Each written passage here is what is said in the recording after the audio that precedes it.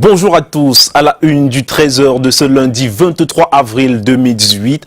Santé, des spécialistes de la chirurgie endoscopique venus des quatre coins du monde commencent ce jour à Yaoundé, un congrès mondial pour débattre des pathologies concernant la chirurgie endoscopique.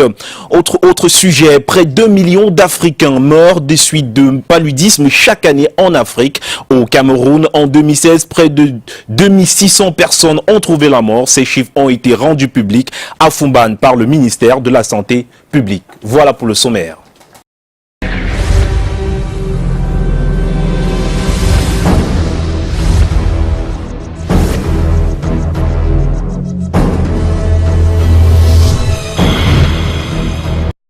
Bonjour et bienvenue à tous sur Canal 2 International. Ouvrons ce journal avec notre chiffre du jour qui est 0,1. Ce chiffre représente le niveau général des prix à la consommation qui a augmenté de 0,1% dans la capitale Yaoundé en mars 2018. Cette variation des prix explique l'Institut national de la statistique découle principalement de nouveaux rebonds des prix des produits alimentaires qui s'est situé à 0,2% au mois de février, à 0,4% au mois de mars.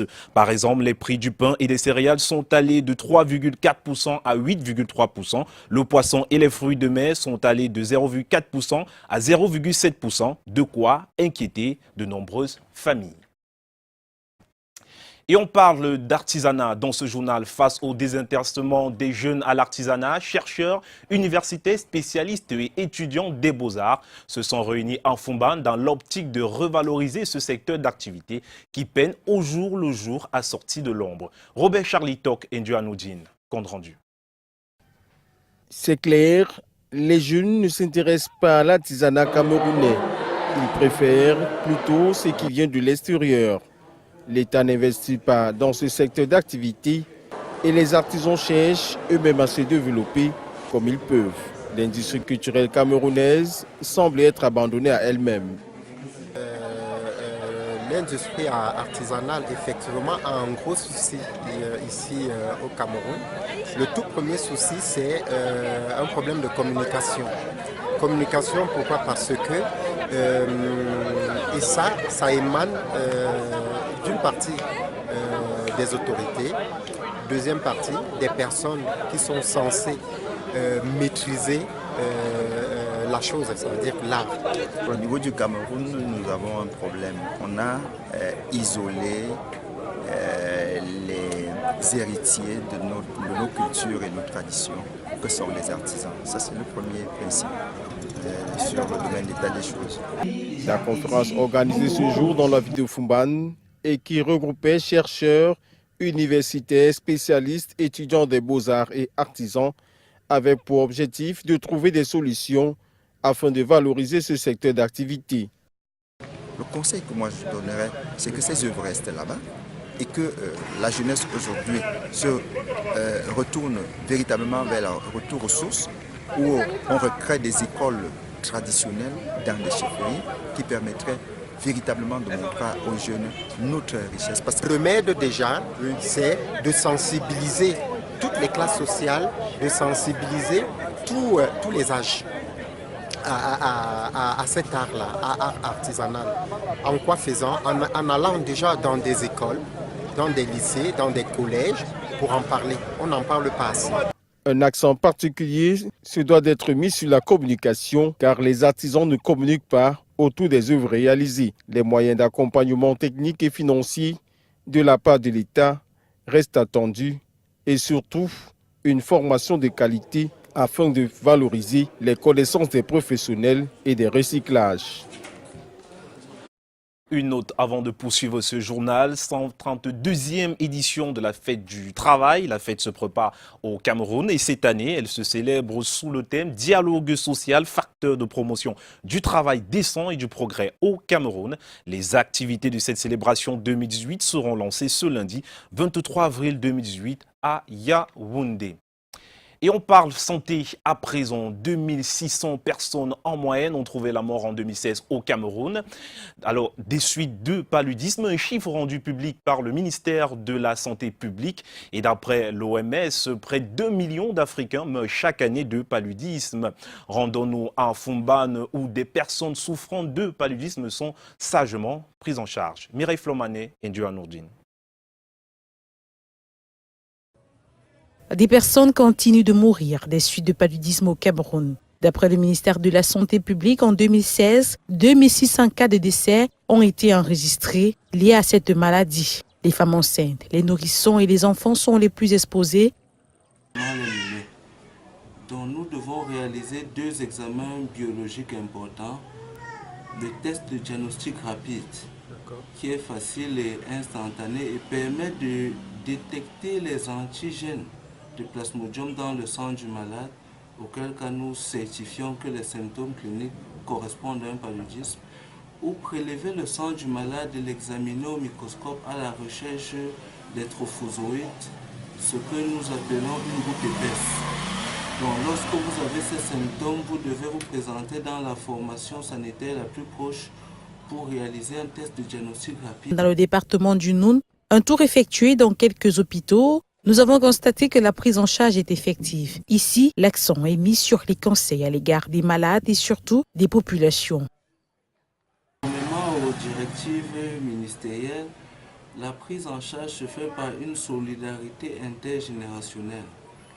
Donc, c'est-à-dire le paludisme grave est traité chez l'adulte à 8 000 et chez les enfants et les femmes enceintes, il est totalement gratuit, les enfants de moins de 5 ans. Mais lorsqu'il est simple, nous disposons des ACT chez les enfants de moins de 5 ans qui sont gratuits et chez les adultes qui coûtent 200 francs. Et les préventions, là on va profiter pour passer le message de conseil à l'égard des populations. Le taux de prévalence au Cameroun reste encore considérable avec 33,9%. 70% des personnes décédées sont en majorité les enfants de 0 à 5 ans. Il faut donc multiplier les efforts dans la lutte, a reconnu les médecins qui recommandent toutefois la prévention en gardant un environnement salubre. Le Dilamida de l'Adamawa, désormais mobilisé dans la lutte contre les mortalités maternelles, néonatales et infanto-juvéniles. Ces gardiennes de tradition et leaders communautaires se sont engagés pour renverser le taux d'accouchement à domicile, facteur de mortalité maternelle. Le reportage est signé Eringele. 52% de femmes accouchent à domicile dans l'Adamawa, soit 5 femmes sur 10, au-dessus de la moyenne nationale qui est de 36%. Un fait à la base de la mortalité maternelle, néonatale et infanto-juvénile, dont les statistiques explosent dans cette partie du pays. La région Château d'Eau du Cameroun est de ce fait classée dans le trio de tête dans ce domaine, juste après le Nord et l'extrême Nord. Préoccupant pour le ministère de la Santé, qui intègre à la lutte les femmes notables des Lamida et leaders communautaires. Venus des 4 coins de cette région, ces femmes viennent de participer à un atelier en Gaoundéré. 5 Lamida sont représentés par des notables dans cette salle. Après la restitution, des plans d'action seront donc établis par Lamida pour que les femmes notables se déploient dans les villages, dans la communauté, pour porter le message juste. Si nous prenons un peu le cas du taux d'accouchement, à l'hôpital, pour le mois de janvier 2018, on a eu 53 cas et 9 cas de mortalité périnatale. Il s'est agi de les écouter sur ce qu'elles font déjà sur la question. Porter les bonnes pratiques à leur connaissance, développer de nouvelles activités et stratégies de communication à même de susciter un changement de comportement dans leur communauté. Nous sommes venus cette fois-ci pour travailler avec celles qui sont vraiment, si je peux dire, les gardiennes de la tradition au niveau de la communauté. C'est qu'elles vont mobiliser, sensibiliser et mobiliser ces femmes pour que désormais elles sachent que c'est important d'aller à l'hôpital quand on est enceinte et surtout d'aller accoucher à l'hôpital. Le ministère de la Santé publique porte ainsi un plaidoyer auprès des femmes leaders traditionnelles et communautaires et appelle à leur engagement ferme contre ce fléau. Une autre note en santé dans ce journal, je vous l'annonçais en titre, plus d'1 million de spécialistes de la chirurgie endoscopique en gynécologie sont à Yaoundé ce jour pour prendre part au congrès mondial de la chirurgie endoscopique. Des grands spécialistes du domaine vont débattre des pathologies gynécologiques liées à la chirurgie endoscopique. Cette chirurgie utilise des instruments optiques pour effectuer des opérations. Ce congrès mondial est parrainé par le chef de l'État, Paul Biya, et se tient pour la première fois dans la sous-région Afrique centrale. Un congrès mondial qui se tient au Palais des Congrès de Yaoundé. Et c'est avec ces notes d'information qu'on va poursuivre le journal à Yaoundé pour retrouver Alain Gislain Kanga. Non, plutôt pour retrouver... Alain Gislain Kanga. Idée pour booster l'employabilité des jeunes étudiants au Cameroun. Une quarantaine de professionnels et universitaires, le temps d'un atelier de 3 jours à Yaoundé, ont entre autres mis en exergue les avancées de la professionnalisation des enseignements au Cameroun. Les précisions dans cet élément. Les critiques du lien entre professionnels et universitaires, passées en revue pendant 3 jours à Yaoundé. C'est à l'occasion d'un atelier visant une professionnalisation des enseignements accrus dans les universités camerounaises. Nous sommes donc venus ici pour améliorer l'existant, améliorer le fonctionnement de la professionnalisation dans le système universitaire camerounais. Il y a par exemple le problème lancinant et récurrent du financement. Le financement, malgré les efforts colossaux déployés par l'État, demeure relativement faible par rapport aux attentes qui sont immenses s'agissant de la professionnalisation. Une quarantaine de participants constitués pour la plupart des universitaires prennent part à ces échanges à l'Institut des Relations Internationales du Cameroun. Des échanges qui ont permis d'examiner des perspectives en vue d'optimiser l'employabilité des étudiants et leur assurer un accès à un emploi décent. Nous prescrivons l'intensification des activités génératrices de revenus qui permettent aux universités d'avoir leurs fonds propres, en plus des subventions substantielles qui viennent de l'État.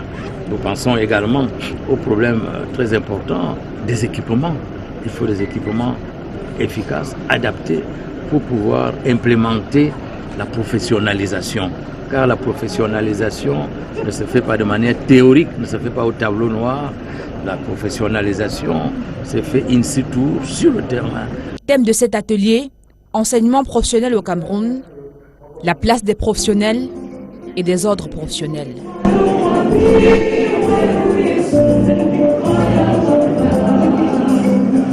Eux, par contre, ont un emploi décent. Ils viennent d'ailleurs d'être formés comme formateurs en ordre public. Ce sont les 38 stagiaires de l'École internationale des forces et de sécurité qui viennent de recevoir leur diplôme de fin de formation au cours d'une cérémonie présidée par le général de brigade Patrice Bitotet, directeur général de l'EI-Force. Les précisions avec Alain Gislain Kanga et Serge Alain Zibou. 2 nouvelles cuvées de l'EI-Force prêtes à se déployer sur le terrain pour le maintien de la paix. 38 stagiaires venant de 16 pays africains ont reçu leur parchemin de fin de formation de formateurs en ordre public. Et le lieutenant Diaotombo Marcelo de Madagascar termine major de sa promotion avec une moyenne de 15,73 sur 20. Avant, on n'a pas su ça.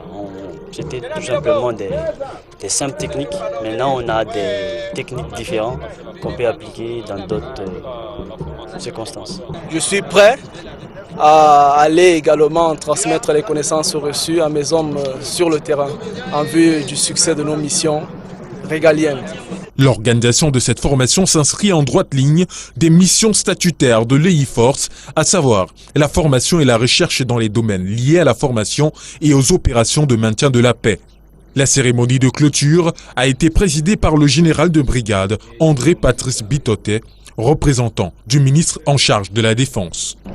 Je leur recommande bien entendu de mettre efficacement en pratique les enseignements qu'ils ont reçus et d'être dignes de l'EI-Force et bien sûr de porter par leur action le rayonnement de l'EI-Force dans leurs pays respectifs, dans leurs unités respectives. Ces personnels de qualité sont des produits de la 18e et de la 19e promotion de l'École internationale des forces de sécurité.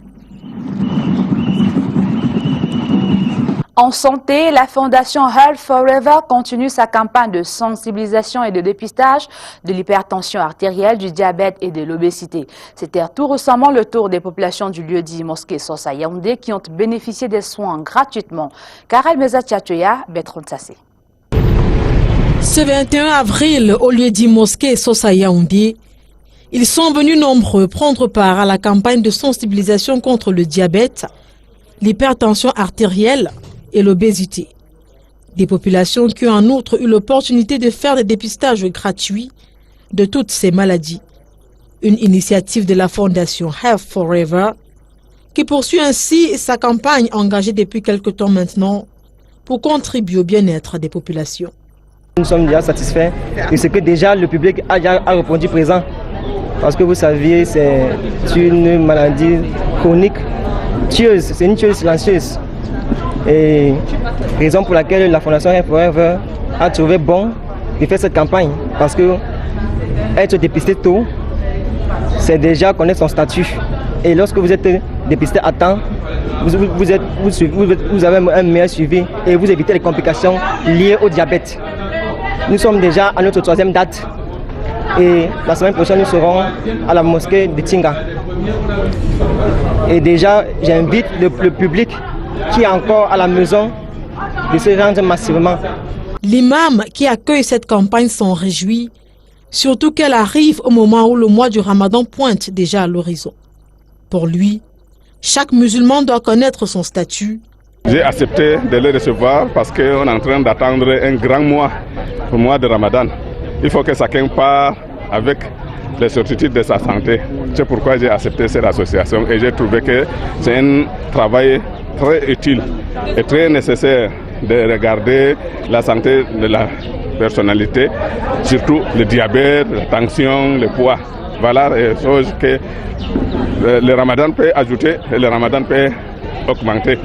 Les partenaires de cette jeune équipe dynamique de la Fondation Health Forever aussi sont descendus sur le terrain ce jour pour contribuer au bon déroulement de cette campagne de dépistage. Depuis déjà plus d'1 an, cette fondation non seulement fait des activités humanitaires et sociales sur le terrain, nous avons compris et nous étant soucieux d'apporter le sourire à ces personnes-là, que ce soit les hypertendus, les diabétiques, nous sommes donné cette image-là à pouvoir, à chaque fois qu'il y a un cri dans ce sens-là, apporter le soutien, que ce soit en offrant des kits gratuits. Ce sont les habitants du lieu-dit Tinga à Yaoundé qui vont bénéficier de cette campagne gratuite samedi prochain. L'agriculture, la pêche et l'élevage peuvent reprendre du souffle dans les arrondissements de Maga et Guidiguiz, région de l'extrême nord Cameroun. Le ministre de l'élevage, des pêches et des industries animales y était ce week-end. Le docteur Taïga était porteur de l'appui du gouvernement auprès d'une 60aine de jeunes. Les détails avec Arnaud Gefak et Aminou Aliou. Ils sont 27 jeunes de l'arrondissement de Maga. Après 2 années de formation, les voici devenus maîtres pêcheurs. Le gouvernement, à travers le programme d'appui à la rénovation et au développement de la formation professionnelle dans les secteurs de l'agriculture, de l'élevage et des pêches, apporte du soutien pour leur insertion. 1 500 000 francs chacun et du matériel de pêche. Pirogue, gilets de sauvetage et filets, de quoi se lancer dans l'activité professionnelle de la pêche. Cérémonie de remise présidée par le ministre des Pêches et des Industries animales, Dr Taïga, à la place de fête de Maga, à Drainer du Beaumont. Après Maga, cap sur Guidiguiz, dans le département du Mayokani. Le ministre Taïga, dans son périple bonheur, donne du sourire là-bas à 40 jeunes, agriculteurs, éleveurs et pêcheurs mêlés. Le programme AFOP arrive là comme leur sauveur. Il est connu de tous que la région de l'extrême nord est une terre d'élevage. 39 millions de francs CFA cash à eux destinés, des veaux remis pour constituer le capital départ de ces jeunes éleveurs. C'est donc parti pour le plein de l'activité. Évaluation dans 6 mois.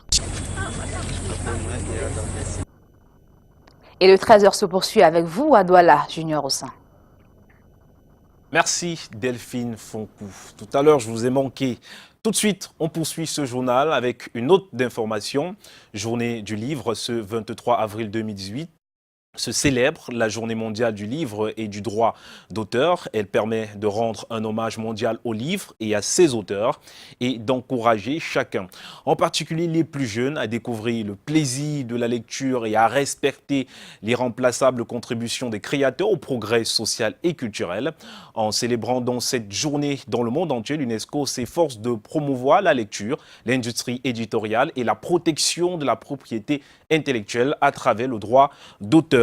Une autre note dans ce journal, c'est en éducation, examen officiel 2018. Le ministre des Enseignements secondaires, Pauline Nalova-Lyonga, et le ministre du Sport et de l'Éducation physique, Ismaël Bidounkouat, se sont rendus ce lundi dans la région du Sud Cameroun pour procéder à l'évaluation du déroulement des épreuves d'éducation physique et sportive pour le compte des examens officiels 2018. Autre note d'information, des États-Unis au Cameroun, Peter Henry Balérin, est en visite ce jour à Bafoussam après 24 heures dans le département d'Undé où il a participé à la célébration de la Journée internationale de la Terre sous fond d'appropriation des pratiques agro-écologiques. Et on termine avec ces notes en sport, championnat et League One. Après cette rencontre de la 16e journée qui se sont jouées hier, le championnat redémarre de plus belle avec les deux dernières rencontres ce lundi et mercredi prochain. Rappelons que UMS de Loum prend la tête du classement avec le nul Vièche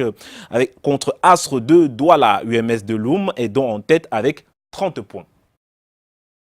Voilà, c'est ici que se referme le 13h sur Canal 2 International. Le prochain rendez-vous est pris pour demain à la même heure. 16h, ne manquez pas Écho des régions avec Aïdja Mariamou. 19h50, retrouvez Michael Tiptio ici à Douala et Alain Genekanga du côté de Yaoundé. Au revoir.